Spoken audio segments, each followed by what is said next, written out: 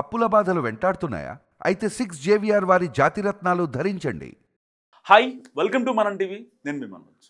తాడిని తన్నేవాడు ఉంటే వాడి తల తన్నేవాడు కూడా ఒకడు ఉంటాడు. సో ఇది ఎప్పుడు మర్చిపోకూడదు. సో ప్రపంచాన్ని ఏలేద్దాం, స్పేస్ ఎక్స్ పెట్టేద్దాం, రాకెట్లు పంపించేద్దాం పైకి, నేనే ఒక అఫీషియల్గా ఒక నియంతలాగా ఉంటా, బిజినెస్ని రూల్ చేస్తా, వరల్డ్ ఎకానమీలో మినిమం 25% నుంచి 30% నా ఎకానమీ ఉండాలి, నా షేర్లే ఉండాలి, నేను ఇచ్చే ప్రోడక్ట్ మీదే ప్రపంచ దేశాలు, ప్రపంచ ప్రజలు ఆధారపడి ఉండాలని చెప్పి అనుకున్న ఎలాన్ మస్క్కి ఇండియా ప్రజలు చావు దెబ్బ కొట్టినంత పనిచేశారు. మొత్తం నాశనం అంటే నాశనం చేశారు. ఏ విధంగా నాశనం చేశారు ఏంటో కూడా మీకు చాలా క్లియర్గా చెప్పే ప్రయత్నం చేస్తాను.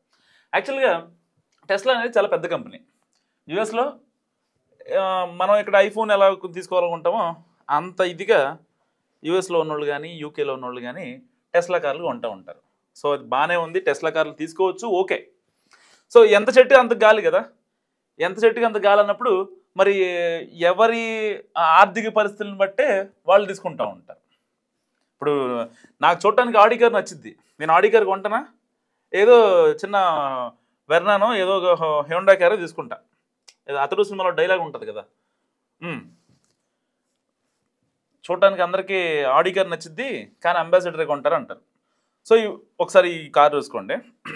రీసెంట్గా టెస్లా వాడు ముంబైలో ఒక చిన్న దుకాణం పెట్టి, షాప్ పెట్టి ఈ కార్ను లాంచ్ చేసిండు. ఓకేనా? ఈ కార్ ఏంటి? Tesla model Y car. So దాదాపుగా ఈ కార్ ప్రైస్ వచ్చేసి 56 లక్షలు. నిజంగా 56 లక్షలు. ఇది నేను చెప్పేది అబద్ధం కాదు, ఒక్క నిమిషం నేను చూపిస్తాను మీకు. టెస్లా ఇండియా లాంచ్, ఇదిగోండి.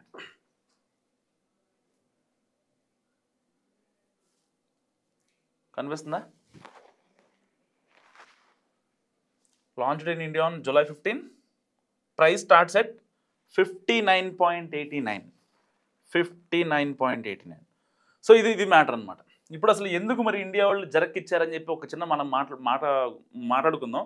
అదేంటంటే దాదాపుగా 30 లక్షల రూపాయల మోడల్ Y కార్ని టెస్లా వాడు మన ఇండియా తెచ్చి షిప్పుల్లో అట్లీట్లో పంపించి, ఇక్కడ యూనిట్ కూడా లేదు, గుర్తుపెట్టుకోండి, యూనిట్ కూడా లేకుండా అక్కడ యుఎస్ నుంచి కార్ ఇక్కడ పంపించి అదే 30 లక్షల కార్ని దాదాపుగా 60 లక్షలు ఆన్ రోడ్ ప్రైస్ వచ్చేసి 60 లక్షల రూపాయలు అమ్ముతున్నాడు. మరి దీన్ని ఎందుకు కొనాలి? నార్మల్గా అంటే కారు 30 లక్షలు, నువ్వు వేసే ట్యాక్స్లు 30 లక్షలు, 30 లక్షలు అదనంగా నీకు ఏసీ తీసుకోవాలా? 30 లక్షల్లో పెడితే నాకు మంచి కార్ వచ్చింది కదా, నా ఫ్యామిలీ మొత్తం వెళ్ళేలోపు కార్ వచ్చింది. పోనీ టెస్లా ఏమన్నా హై ఎండా? కాదు, ఒక electric car, normal car. So నీ టార్గెట్ ఏమన్నా బెంట్లీ లాగా, రోల్స్ రాయల్స్ లాగా, వాటిలాగా, రేంజ్ రోవర్ లాగా పలానా అంటే ఒక ప్రతి 100 మంది కస్టమర్లలో 10 మంది మాత్రమే నీ కార్ని తీసుకునేలా ఉంటే బాగుంటుంది. ఎందుకు తీసుకోలేదో కూడా చెప్తా. దానికి 30 లక్షలు ఎక్స్ట్రా ట్యాక్స్ చేశారు కదా, దానికి చెంపచెళ్ళమని అనిపించారు. And first thing. రెండోది ఏంటంటే బాంబేలో ఒక షాప్ పెట్టి, అవుట్లెట్ పెట్టి కార్లు అమ్మడానికి ఎన్ని కార్లు బుక్ అవుతాయి అని చెప్పి ఒక టెస్ట్ చేశాడు ఎలాన్ మస్క్ మా మామూలుడు కాదు కదా బేసిక్గా. సో ఒక టెస్ట్ చేస్తే కేవలం 400 కార్లు మాత్రమే బుక్ అయినాయి. దాదాపుగా 130 కోట్ల ఇండియా జనాభాలో నీ కార్లు కొన్నది ఎవరు? కేవలం 400 మంది మాత్రమే. ఎవరైతే వాళ్ళల్లో బ్లూంబర్గ్ నివేదిక ప్రకారం దాదాపుగా ఎవరైతే అంటే ఎన్ఆర్ఐలు ఉంటారు కదా, వాళ్ళు మొత్తం నాన్ రెసిడెంట్ ఇండియన్స్ మాత్రమే సగం మందికి ఉన్నారంటే ఈ టెస్లా కార్లు. ఇంట్లో వాళ్ళకి కొంచెం పిచ్చి ఉంటుంది కదా, అప్పుడు దాకా టెస్లా కార్లు దిగి ఆ బ్రాండ్ కోసమైనా సరే కొన్ని మెయింటైన్ చేస్తారు. ఇంట్లో లచ్చకపోయినా సరే, లెగ్ స్పేస్ తక్కువ ఉన్నా, లేకపోతే హై ఎండ్ కారు కాకపోయినా, మన రోడ్లకి అది ఆ కండిషన్ కరెక్ట్ లేకపోయినా, సరిగ్గా వెళ్ళకపోయినా, ఏదైనా సరే ఇక తీసుకోవాలనే ఒక బ్లడీ ఇంటెన్షన్తో వాళ్ళు కార్లు కొనుగోలు చేశారు. సరే 400 కార్లు మాత్రమే బుక్ చేసేసరికి ఇక ఎలాన్ మస్క్ మాకు మెంటలెక్కిపోయింది, ఏం చేయాలో అర్థం కాదు. సో ఏంటి, ఎందుకు ఇండియాలో ఎలాంటి పరిస్థితి వచ్చిందని చెప్పి ఇప్పుడు తల గోక్కునే పరిస్థితి అనమాట. నేను ప్రపంచవ్యాప్తంగా పెద్ద బిజినెస్ని బిల్డ్ చేద్దాం అనుకుంటున్నా, మరి ఎందుకు ఇండియాలో నేను అడుగట్లేకపోతున్నా? ఎందుకంటే ఇంతకుముందు గుర్తుందా మీకు, సరిగ్గా ఒక 2 years బ్యాక్ టెస్లా ఎప్పుడైతే బాగా ప్రపంచవ్యాప్తంగా విస్తరిస్తుందన్న నేపథ్యంలో మనోడు ఇండియాలో ఒక ప్లాంట్ పెడతామని చెప్పాడు, టెస్లా తయారీ సంస్థను పెడతామని చెప్పారు. కేవలం ఇక్కడ నామినల్ మనం ట్యాక్స్లు ఇస్తేనే దానికే నేను కాదు పెట్టను ఇక్కడ అని చెప్పి చాలా బెటర్ చేశాడు. ఈవెన్ పిఎంఓ నుంచి కూడా లేదు, ఇబ్బంది ఏం లేదు, మీకు అంత ట్యాక్స్లు ఏమి ఉండవు, మినిమల్ ట్యాక్సెస్ మాత్రమే మేము వేస్తున్నాం. కంపేర్ ఇప్పుడు మేము ఇండియన్స్ ఒక సంస్థ యుఎస్లో పెట్టాలంటే మీరు ఎంత ఛార్జ్ చేస్తున్నారో దానికన్నా మేము సగమే ఛార్జ్ చేస్తున్నాం. రేపొద్దున మీరు దాన్ని ఈజీగా లాక్కోవచ్చు కస్టమర్ల దగ్గర నుంచి. కానీ మీరు అమ్మే విషయంలో కొంచెం ఆ ట్యాక్స్లు కొంచెం తగ్గించాలి, ప్రతి ట్యాక్స్ వేయకూడదు, దానికి మేము ఇస్తున్నాము అని చెప్పి మోడీ గారి ఆఫీస్ నుంచి కాల్ వెళ్ళింది మస్క్ మామకి.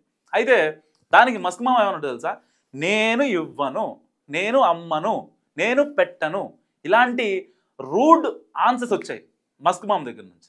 సో ఇక అసలు అంటే ట్రంప్నే లెక్క చేయని మోడీ మస్క్ని లెక్క చేస్తాడు చెప్పండి. సో అబ్సల్యూట్లీ అదే జరిగింది. సో మస్క్ని పెద్దగా పట్టించుకోలేదు, మస్క్ని పిచ్చలైట్ తీసుకున్నాడు. తర్వాత మళ్ళీ ఇక్కడ ఎంబసీకి అక్కడ ఎంబసీతో మాట్లాడి కొన్ని హై లెవెల్ చర్చలు జరిపి, లేదు టెస్లాని నేను ఇండియాలో స్థాపించాలనుకుంటున్నా, అసలు టెస్ట్ చేస్తా, నా మనసు మార్చుకున్నా, నా మనసు మారింది అని మస్క్ మామ మళ్ళీ బాంబేలో పెట్టాడు అనమాట. కొన్ని డెలివరీ పాయింట్ కూడా పెట్టాడు. ఎక్కడంటే బాంబే ఒకటి, గురుగ్రామ్ ఒకటి, పూణే ఒకటి, ఇంకా చెన్నైయో కోల్కతానో ఉంది. సో ఒక 4 డెలివరీ పాయింట్లు పెట్టాడు అనమాట. సో అక్కడ నుంచి చేసుకోవచ్చు, ఎవరైనా బాంబే హెడ్ ఆఫీస్కి వెళ్ళి చేసుకోవచ్చు, లేదంటే ఆన్లైన్లో బుక్ చేసుకున్నా కూడా మనం చెన్నై కానీ లేకపోతే గురుగ్రామ్ కానీ ఇలాంటి 4 మెట్రోపాలిటన్ సిటీస్ దగ్గరికి వెళ్ళి మనం కార్ డెలివరీ చేసుకోవచ్చు అనమాట. సో ఇంత ఆప్షన్ ఇచ్చినా సరే, ఇంత సెలెక్టెడ్గా ఆప్షన్ ఇచ్చినా సరే చాలామంది ఇండియన్స్ ఒప్పుకోలేదు. ఎందుకంటే చాలామందిలో ఉన్న ఆవేదన ఏంటంటే ఇండియన్స్లో బేసిక్గా మనం కరెక్టే పెట్టాలి, డబ్బులు పెట్టాలి, ఎంతవరకు పెడతాం, మనకంటూ ఒక సోకు ఉంటుంది, దానికి పెడతాం, బాగానే ఉంటుంది.